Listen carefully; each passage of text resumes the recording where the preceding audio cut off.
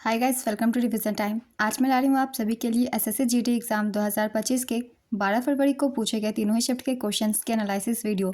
इस वीडियो में आपको जीके जीएस के बहुत ही इंपॉर्टेंट क्वेश्चन मिलेंगे और हर क्वेश्चन के लिए है एक्स्ट्रा फैक्ट्स जो कि आपको आने वाले एग्जाम में भी काफ़ी हेल्प करेंगे। तो चलिए स्टार्ट करते हैं आज की ये वीडियो। मगर वीडियो को स्टार्ट करने से पहले अगर आप चैनल पर पहली बार आए हों तो चैनल को ज़रूर सब्सक्राइब कर लें और साथ ही इस वीडियो को लाइक भी ज़रूर कर दें। इस तरीके के एनालिसिस वीडियो आपको आने वाले एग्जाम्स के लिए भी मिलते रहेंगे। तो चलिए स्टार्ट करते हैं आज के सारे questions. Question number 1, Shrihari Nataraj का संबंध किस राज्य से है? इसका आंसर है कर्नाटक। श्रीहरि नटराज का संबंध बेंगलुरु कर्नाटक से है। उनका जन्म 16 जनवरी 2001 को हुआ था। वह एक प्रसिद्ध भारतीय तैराक हैं। उन्होंने दक्षिण कोरिया के ग्वांगजू में 2019 विश्व एथलेटिक्स चैंपियनशिप में भारत का प्रतिनिधित्व किया था। नेक्स्ट क्वेश्चन, जाकिर हुसैन का संबंध किस घराने से है? इसका आंसर है पंजाब घराने से। तबला वादक जाकिर हुसैन पंजाब घराने के थे। उनके पिता अला रखा खां भी इसी घराने के थे। जाकिर हुसैन को 1992 में द प्लैनेट ड्रम और 2009 में ग्लोबल ड्रम प्रोजेक्ट के लिए ग्रैमी अवार्ड मिला था। उन्हें 1988 में पद्मश्री, 2002 में पद्म भूषण और 1990 में संगीत नाटक अकादमी पुरस्कार से सम्मानित किया गया था। उन्होंने 1999 में संयुक्त राज्य अमेरिका की कला के लिए राष्ट्रीय अक्षा निधि से राष्ट्रीय विरासत फेलोशिप प्राप्त की थी। शंकर महादेवन और जाकिर हुसैन के फ्यूजन बैंड शक्ति ने बेस्ट ग्लोबल म्यूजिक एल्बम की श्रेणी में ग्रैमी अवार्ड 2024 जीता। यह ग्रैमी अवार्ड का 66वां संस्करण था। हाल ही में जाकिर हुसैन का निधन हो गया है, इसलिए इनसे रिलेटेड सारे पॉइंट्स बहुत ही इंपॉर्टेंट है। आगे भी आपके एग्जाम के लिए ये काफ़ी इंपॉर्टेंट है, इसलिए सभी को याद रखिएगा। अगला क्वेश्चन है, कौन बीसीसीआई के पहले अध्यक्ष थे? इसका आंसर है आरी ग्रांट गोवन। आरी ग्रांट गोवन एक व्यवसायी और उस समय के एक प्रमुख व्यापारिक घराने गोवन ब्रदर्स लिमिटेड के प्रबंध निदेशक थे। वह पहले बीसीसीआई अध्यक्ष थे। 1928 में जब बीसीसीआई की स्थापना हुई तो उन्हें अध्यक्ष चुना गया। वह 1933 तक इस पद पर रहे। बीसीसीआई के दूसरे अध्यक्ष सर सिकंदर हयात खान थे। भारतीय क्रिकेट कंट्रोल बोर्ड का गठन दिसंबर 1928 में प्रोविजनल बोर्ड ऑफ कंट्रोल के रूप में किया गया था। 18 अक्टूबर 2022 से बीसीसीआई के अध्यक्ष रोजर बिन्नी, जो कि 36वें अध्यक्ष हैं, जो सौरव गांगुली का कार्यकाल खत्म होने के बाद से इस पद पर विराजमान है। बीसीसीआई का मुख्यालय मुंबई के वानखेड़े स्टेडियम में स्थित है। जनवरी 2025 में बीसीसीआई के नए सचिव देवजीत सैकिया बने और नए कोषाध्यक्ष प्रभतेज सिंह भाटिया को बनाया गया। नेक्स्ट क्वेश्चन, जीएसटी संविधान के किस संशोधन अधिनियम द्वारा पेश किया गया था? इसका आंसर है 101वें संशोधन अधिनियम। काफ़ी बार मैंने इसे बताया हुआ है। जीएसटी 101वें संविधान संशोधन द्वारा लागू किया गया था। चलिए एक बार फिर से रिवीजन कर लेते हैं सारे इंपॉर्टेंट पॉइंट्स। 101वें संवैधानिक अधिनियम 2016 ने 1 जुलाई 2017 को भारत में एक राष्ट्रीय वस्तु एवं सेवा कर पेश किया। वस्तु एवं सेवा कर भारत में 1 जुलाई 2017 को तत्कालीन वित्त मंत्री अरुण जेटली द्वारा लागू किया गया था। जीएसटी के बाद भी कुछ संशोधन किए गए हैं संविधान में, जो कि आपके एग्जाम्स के लिए बहुत ही इंपॉर्टेंट है। चलिए एक बार रिवीजन कर लेते हैं इन संशोधनों की भी। भारतीय संविधान का 102वां संशोधन राष्ट्रीय पिछड़ा वर्ग आयोग को संवैधानिक दर्जा प्राप्त करने तथा इसे राष्ट्रीय अनुसूचित जाति आयोग और राष्ट्रीय अनुसूचित जनजाति आयोग के समक्ष लाने के लिए लाया गया था। इसके बाद किया गया था 103वां संशोधन। इसके तहत केंद्र सरकार द्वारा संचालित शैक्षणिक संस्थानों में प्रवेश के लिए समाज के आर्थिक रूप से कमजोर वर्गों के लिए 10% आरक्षण का प्रावधान करता है। वर्ष 2019 के 103वें संविधान संशोधन के माध्यम से भारतीय संविधान के अनुच्छेद 15 और 16 में संशोधन किया गया। अब आता है 104वां संविधान संशोधन। 104वें संविधान संशोधन अधिनियम ने लोकसभा और राज्य विधानसभाओं में एंग्लो इंडियन के लिए सीटों के आरक्षण को समाप्त कर दिया और एससी और एसटी के लिए आरक्षण को 10 साल तक बढ़ा दिया। 105वां संविधान संशोधन, इसके तहत 2021 सामाजिक और आर्थिक रूप से पिछड़े वर्गों की पहचान करने और उन्हें निर्दिष्ट करने के लिए राज्य सरकारों की शक्ति को पुनर्स्थापित करता है। 106वां संविधान संशोधन अधिनियम के अंतर्गत लोकसभा और राज्य विधानसभाओं में महिलाओं को 33% आरक्षण प्रदान करने का प्रावधान है।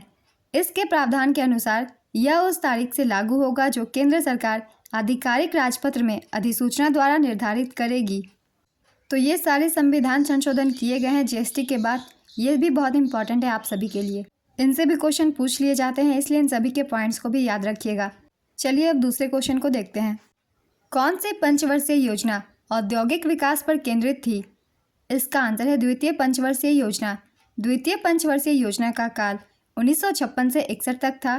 द्वितीय पंचवर्षीय योजना पीसी महालनोबिस मॉडल पर आधारित थी।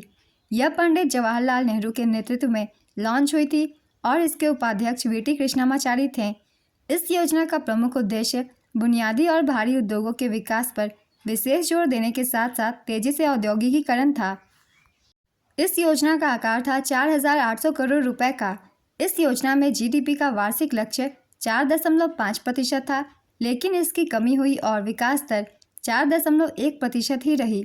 द्वितीय पंचवर्षीय योजना के दौरान 1957 में परमाणु ऊर्जा आयोग बनाया गया था, जिसका नेतृत्व पहली बार होमी जहांगीर भाभा ने किया था।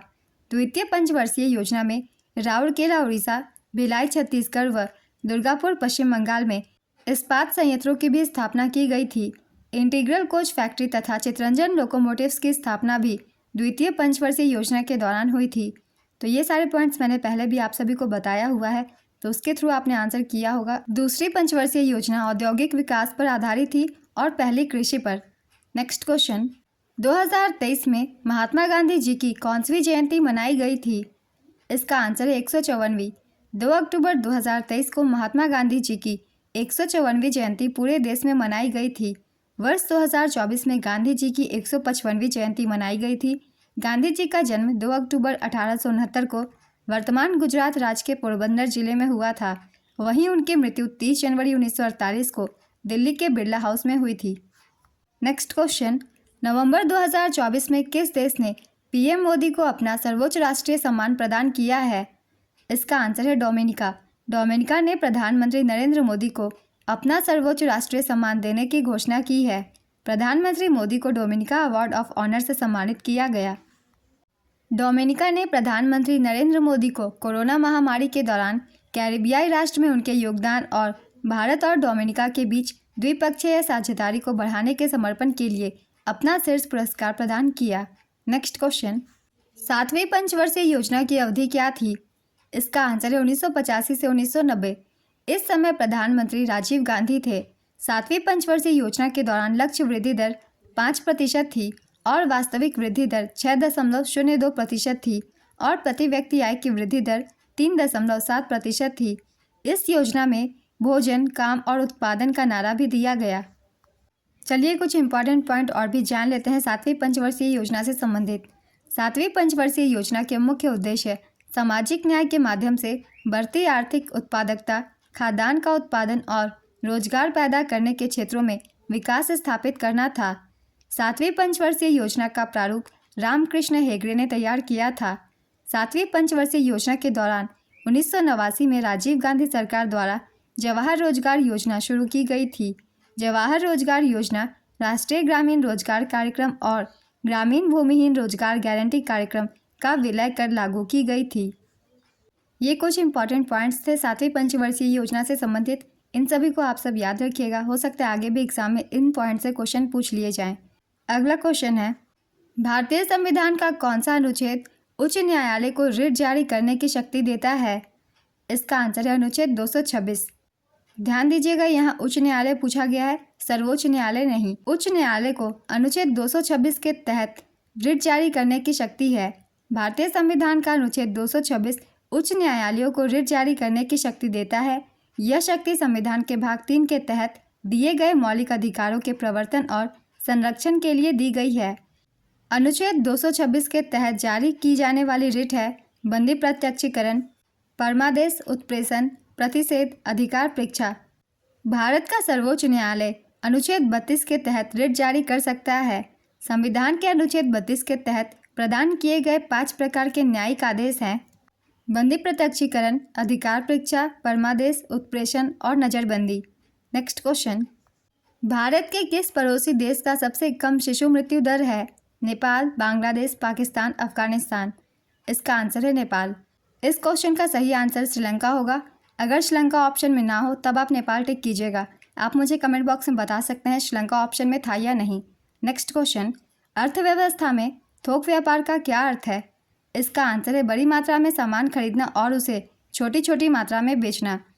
जो लोग निर्माताओं से बड़ी मात्रा में सामान खरीदकर उसे छोटी मात्रा में दूसरे व्यापारियों को बेचते हैं उन्हें थोक व्यापारी कहते हैं। थोक व्यापार घरेलू व्यापार की एक प्रमुख श्रेणी है। नेक्स्ट क्वेश्चन, आत्मनिर्भर अर्थव्यवस्था लाना और तेजी से विकास करना किस पंचवर्षीय योजना का मुख्य उद्देश्य था? इसका आंसर है चौथी पंचवर्षीय योजना का। चौथी पंचवर्षीय योजना की अवधि 1969 से 74 तक थी। चौथी पंचवर्षीय योजना सूखे अवमूल्यन और मुद्रास्फीति की मंदी के दबाव के परिदृश्य में इंदिरा गांधी सरकार द्वारा शुरू की गई पहली योजना थी। इस योजना में 5.7% जीडीपी लक्ष्य रखा गया था, लेकिन यह योजना असफल रही। इस योजना में सिर्फ 3.3% की वार्षिक वृद्धि हुई। योजना आकार था 15,902 करोड़ रुपए। चौथी पंचवर्षीय योजना के दौरान सबसे पहले बफर स्टॉक की अवधारणा पेश की गई और 50 लाख टन खाद्यान्न के बफर स्टॉक की परिकल्पना की गई। इस योजना के दौरान सूखा संभावित क्षेत्र कार्यक्रम शुरू किया गया। चौथी पंचवर्षीय योजना का मूल उद्देश्य स्थिरता के साथ आर्थिक विकास और आत्मनिर्भरता की प्राप्ति था। यह योजना स्थिरता के विकास और आत्मनिर्भरता की ओर प्रगति पर केंद्रित गार्डियल फॉर्मूले पर आधारित था। 14 बैंकों का राष्ट्रीयकरण, एमआरटीपी अधिनियम तथा बफर स्टॉक की धारणा चौथी पंचवर्षीय योजना के दौरान लागू हुई थी। ये सभी चौथी पंचवर्षीय योजना के कुछ इंपॉर्टेंट पॉइंट्स थे। Next question, doctor Bhimrao Ambedkar ने जातिगत भेदभाव खत्म करने और पिछड़े वर्गों के लिए शिक्षा और सामाजिक आर्थिक सुधार लाने के लिए किस सभा की स्थापना की थी? इसका आंसर है बहिष्कृत हितकारिणी सभा। उन्होंने बहिष्कृत हितकारिणी सभा की स्थापना 20 जुलाई 1924 को मुंबई में की थी। यह संस्था छूतों के उत्थान के लिए बनाई गई थी।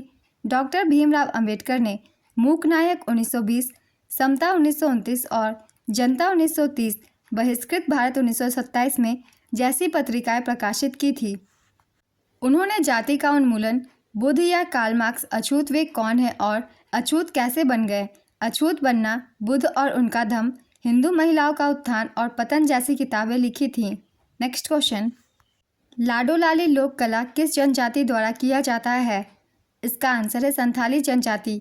यह कला मुख्य रूप से झारखंड, पश्चिम बंगाल, उड़ीसा और बिहार के आदिवासी क्षेत्रों में पाई जाती है। लाडो लाडली नृत्य मुरिया जनजाति के लोग करते हैं। नेक्स्ट क्वेश्चन, वर्तमान में भारत के राष्ट्रीय सुरक्षा सलाहकार कौन है? इसका आंसर है श्री अजीत डोभाल।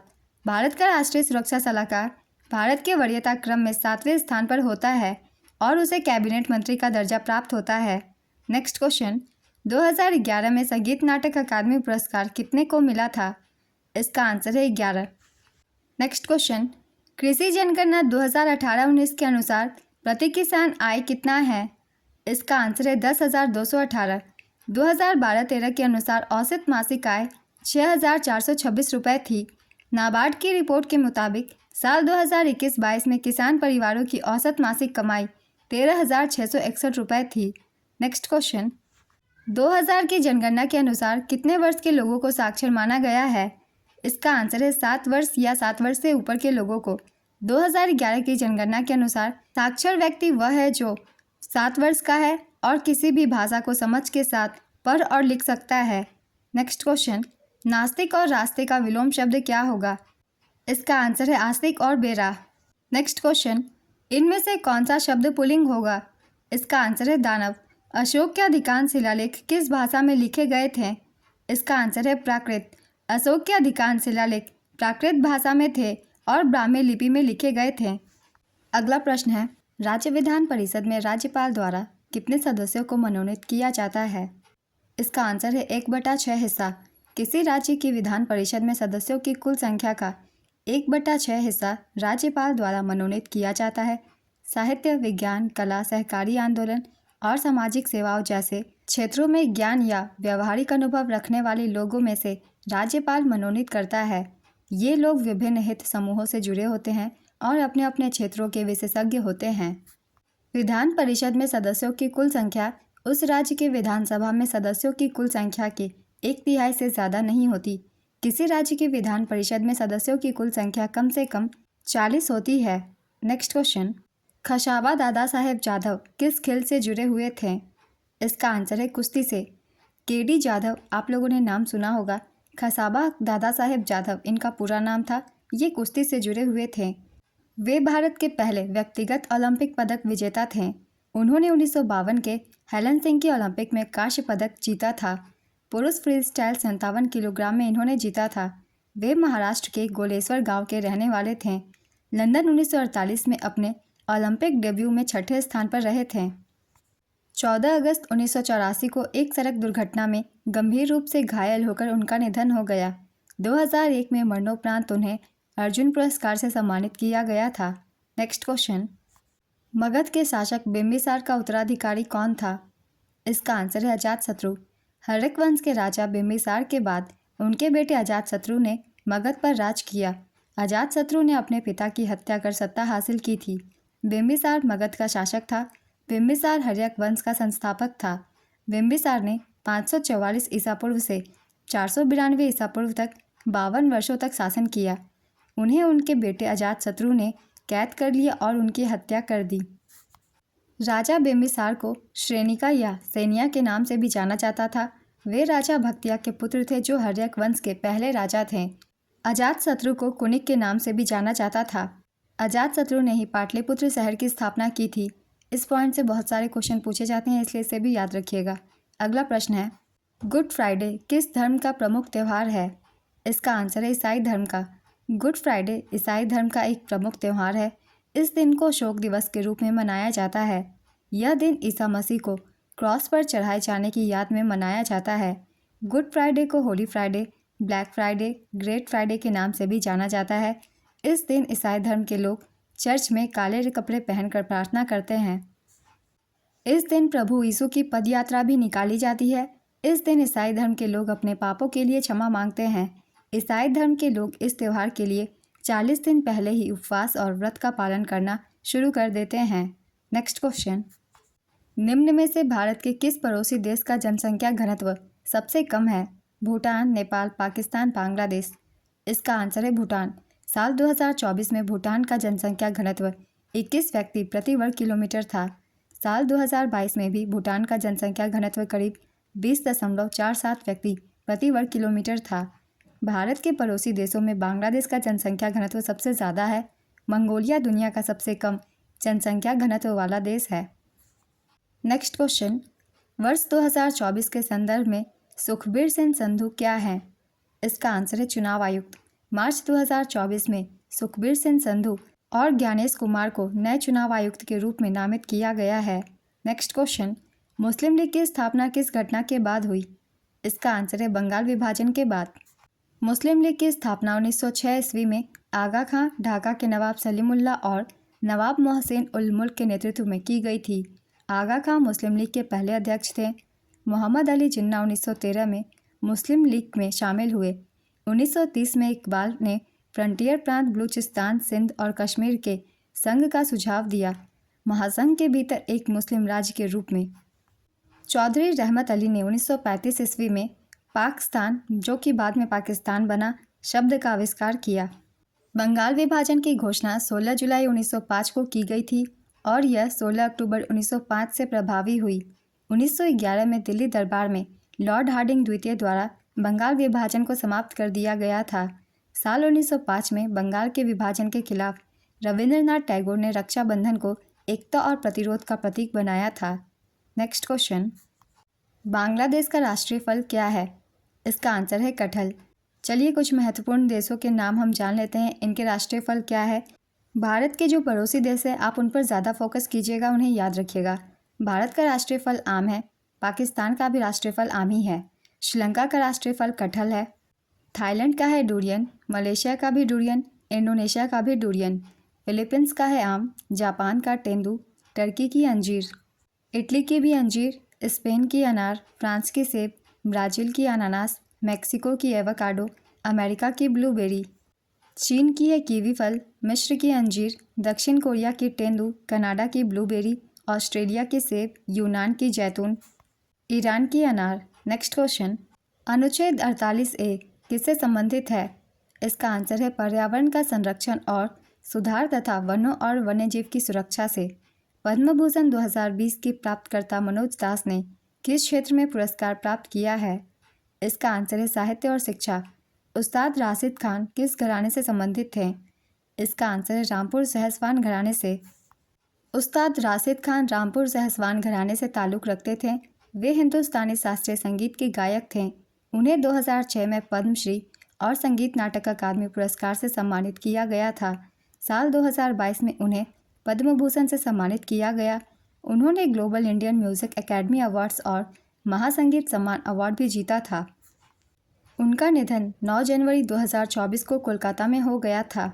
नेक्स्ट क्वेश्चन, परमाणु क्रमांक 103 वाला तत्व लॉरेंशियम आवर्त सारणी के किस आवर्त में आता है? इसका आंसर है आवर्त 7 में। यह एक्टिनॉइड श्रृंखला का 14वां सदस्य है। नेक्स्ट क्वेश्चन, कौन भारतीय अर्थव्यवस्था के प्राथमिक क्षेत्र के अंतर्गत आता है? इसका आंसर है मछली पकड़ना। प्राथमिक क्षेत्र में कृषि, वानिकी, खनन, मछली पकड़ना, डेयरी पशुपालन, मुर्गी पालन और उत्खनन जैसी गतिविधियां आती हैं। द्वितीयक क्षेत्र में विनिर्माण उद्योग, ऊर्जा और उपयोगिताएं और औद्योगिक डिजाइन शामिल है। द्वितीयक क्षेत्र को माध्यमिक क्षेत्र भी कहा जाता है। तृतीयक क्षेत्र में वाणिज्य, बैंकिंग, परिवहन, संचार, व्यापार, वित्त, शिक्षा, स्वास्थ्य और सामाजिक कार्य जैसी गतिविधियां शामिल है। इसे सेवा क्षेत्र भी कहा जाता है। इन तीनों ही क्षेत्रों को याद रखिएगा, इनके थ्रू एग्जाम्पल्स पूछ लिए जाते हैं। नेक्स्ट क्वेश्चन, वस्तुओं का निर्माण अर्थव्यवस्था के किस क्षेत्र में किया जाता है? इसका आंसर है द्वितीयक क्षेत्र में। इस क्षेत्र में कच्चे माल का प्रोसेसिंग करके तैयार माल बनाया जाता है। इस क्षेत्र को औद्योगिक क्षेत्र भी कहा जाता है। नेक्स्ट क्वेश्चन, इनमें से कौन कथकली नृत्य से संबंधित नहीं है? ध्यान दीजिएगा, यहाँ पूछा जा रहा है नहीं है। इसका आंसर होगा केलुचरण महापात्र।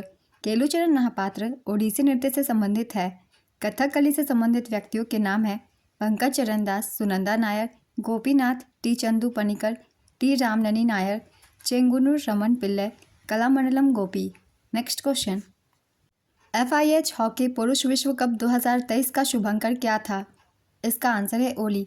काफ़ी बार मैंने बताया हुआ है अपने करंट अफेयर्स की वीडियो में भी और फिर प्रैक्टिस सेट की वीडियो में भी। चलिए कुछ और भी इंपॉर्टेंट पॉइंट्स रिवीजन कर लेते हैं। पुरुष हॉकी विश्व कप 2023 से रिलेटेड विजेता रही थी जर्मनी, उप विजेता बेल्जियम, संस्करण था 15वां। इसका आयोजन भारत भुवनेश्वर के कलिंगा स्टेडियम और राउरकेला में बीजू पटनायक हॉकी स्टेडियम में किया गया था। शुभंकर का नाम था ओली, जो कि एक नीली जर्सी और टोपी पहने ओलिव रिडले समुद्री कछुए से लिए गए हैं। आधिकारिक भागीदार है टाटा स्टील और Rungta sons. Next question, Bharat की 7वीं पंचवर्षीय योजना कब समाप्त हुई थी? इसका आंसर है 1990 में। साल 2020 में संगीत कलानिधि पुरस्कार से किसे सम्मानित किया गया था? इसका आंसर है प्रसिद्ध गायक नेवेली आर संथान गोपालन। 17 सितंबर 2024 को तमिलनाडु के किस प्रसिद्ध समाज सुधारक और तर्कवादी की 146वीं जयंती मनाई गई? इसका आंसर है EV रामास्वामी पेरियार। तमिलनाडु सरकार ने हर वर्ष 17 सितंबर को सुधारवादी नेता EV रामास्वामी पेरियार की जयंती को सामाजिक न्याय दिवस के रूप में मनाने का फैसला किया है। नेक्स्ट क्वेश्चन, जब खट्टे फलों को छीला जाता है तो प्राथमिक एसिड कौन सा निकलता है? इसका आंसर है सिट्रिक एसिड। 2019 के वनडे विश्व कप में भारतीय टीम का कप्तान कौन था? इसका आंसर है विराट कोहली। नेक्स्ट क्वेश्चन, भारत पाकिस्तान युद्ध किस पंचवर्षीय योजना के दौरान हुआ था? इसका आंसर है तीसरी पंचवर्षीय योजना। अगर आपने पहले की एनालिसिस वीडियो देखी होगी तो मैंने काफ़ी बार बताया हुआ है। तीसरी पंचवर्षीय योजना के दौरान ही भारत पाकिस्तान युद्ध हुआ था। यह युद्ध 1965 में हुआ था। तीसरी पंचवर्षीय योजना भारत चीन युद्ध के बाद भारत पाकिस्तान युद्ध के कारण विफल रही। तीसरी पंचवर्षीय योजना की समयावधि 1961 से 1966 तक थी। नेक्स्ट क्वेश्चन, राष्ट्रीय बहुआयामी गरीबी सूचकांक 2024 में कितने विशिष्ट संकेतकों का इस्तेमाल किया गया है? इसका आंसर है 12। वही वैश्विक बहुआयामी गरीबी सूचकांक 2024 में गरीबी आकलन के लिए 10 संकेतकों का इस्तेमाल किया गया है। नेक्स्ट क्वेश्चन, ईंधन में 4 कार्बन श्रृंखला के लिए रासायनिक सूत्र जिसे आमतौर पर क्या कहा जाता है? इसका आंसर है ब्यूटेन। इसका रासायनिक सूत्र है C4H10। गरिमा हजारिका कौन से शास्त्रीय नृत्य से संबंधित है? इसका आंसर है सत्रिया। यामसे नाम का आदिवासी त्यौहार पारंपरिक रूप से किस राज्य से संबंधित है? इसका आंसर है नागालैंड। यामसे नागालैंड की पोखरी जनजाति का प्रमुख त्यौहार है। यह फसल को आशीर्वाद देने के लिए फसल पूर्व त्यौहार है। यह 5 अक्टूबर को मनाया जाता है। नेक्स्ट क्वेश्चन, भारत की जनगणना के अनुसार अनुसूचित जाति का प्रतिशत कितना था? इसका आंसर है 16.6%।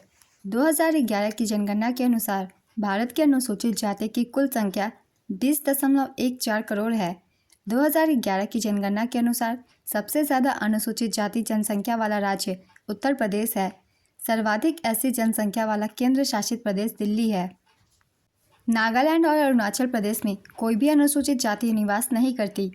2011 की जनगणना के अनुसार सबसे ज़्यादा अनुसूचित जाति जनसंख्या प्रतिशतता वाला राज्य पंजाब है। यहाँ अनुसूचित जाति का प्रतिशत है 31.9%। 2011 की जनगणना के अनुसार भारत में अनुसूचित जनजाति की कुल संख्या 10.43 करोड़ है।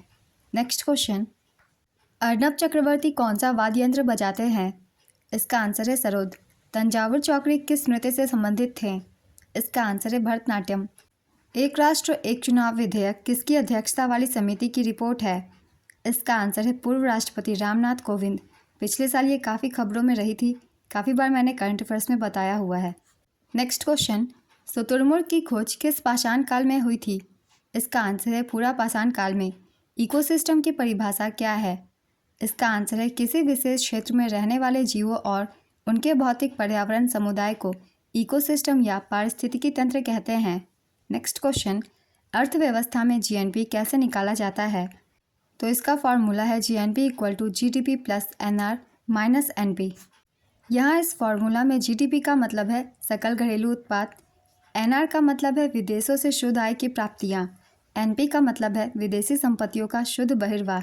अर्थव्यवस्था में जीएनपी का मतलब है सकल राष्ट्रीय उत्पाद, जिसे ग्रॉस नेशनल प्रोडक्ट भी कहते हैं। नेक्स्ट क्वेश्चन, उत्थान का विलोम शब्द क्या होगा? इसका आंसर है पतन। सुन्नी शब्द का विलोम शब्द क्या होगा? इसका आंसर है बधिर या अनसुनी। तालाब का पर्यायवाची शब्द क्या होगा? इसका आंसर है जलाशय, सरोवर, सर, पुष्कर, पोखरा, जलवान, सरसी, ताल, तराग। ग्रस्त का विलोम शब्द क्या होगा? इसका आंसर है मुक्त। अनुच्छेद 1 में क्या दिया गया है? इसका आंसर है भारत राज्यों का एक संघ है, ये दिया हुआ है। तत्वबोधिनी सभा की स्थापना किसने की थी? इसका आंसर है देवेंद्रनाथ टैगोर ने। 6 अक्टूबर 1839 को कलकत्ता में देवेंद्रनाथ टैगोर द्वारा तत्वबोधिनी सभा की स्थापना की गई थी। नेक्स्ट क्वेश्चन, 2024 में दिल्ली के मुख्यमंत्री के रूप में किसे नियुक्त किया गया था? इसका आंसर है आतिशी मार्लेना।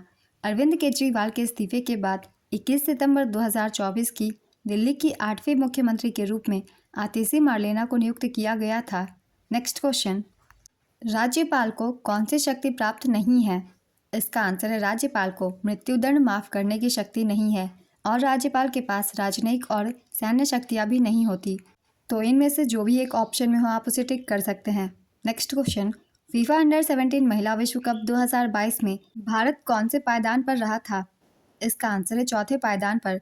विजेता रही थी स्पेन, उप विजेता कोलंबिया, शुभंकर ईबा जो कि एक एशियाई श्रेणी का प्रतिनिधित्व करती है। संस्करण था 7वां। कुल टीमों की संख्या थी 16। इसका आयोजन भुवनेश्वर, नवी मुंबई, गोवा में किया गया था। इस टूर्नामेंट का फाइनल मुकाबला नवी मुंबई के डीवाई पाटिल स्पोर्ट्स स्टेडियम में खेला गया था। यहाँ हम एक बार रिवीजन कर लेते हैं। FIFA under 17 women's world cup 2024 की भी विजेता रही थी उत्तर कोरिया। उत्तर कोरिया का ये तीसरा खिताब था। उप विजेता रही थी स्पेन। इसका आयोजन डोमिनिकन गणराज्य में किया गया था 16 अक्टूबर से 3 नवंबर 2024 तक। संस्करण था 8वां। कुल टीमों की संख्या थी 16। इसी के लिए सहायक रेफरी के रूप में मेघालय की रियोलंग धर को चुना गया था। रियोलंग धर फीफा अंडर 17 महिला विश्व कप में सहायक रेफरी बनने वाली दूसरी भारतीय थी। नेक्स्ट क्वेश्चन, संतुलित बजट क्या है? इसका आंसर है संतुलित बजट वह होता है जिसमें अनुमानित आय अनुमानित व्यय के बराबर होती है। Next question, senior national squash championship 2023 में किसने दूसरे सबसे कम आयु के खिताब विजेता बनकर इतिहास रचा था? इसका आंसर है अनाहत सेन। ये मात्र 15 वर्षीय हैं। आज के एनालिसिस वीडियो कंप्लीट होती है। 12 फरवरी को पूछे गए तीनों ही शिफ्ट के क्वेश्चन हैं, जीके जीएस के और कुछ क्वेश्चन हिंदी के। तो अगर आप सभी को ये वीडियो हेल्पफुल लग रही हो तो इसे लाइक ज़रूर कर दीजिएगा और इस तरीके की वीडियो के लिए चैनल भी ज़रूर सब्सक्राइब कर लीजिए। फिर मिलते हैं अगली वीडियो के साथ। आप सभी को आने वाले एग्जाम्स के लिए ऑल द बेस्ट।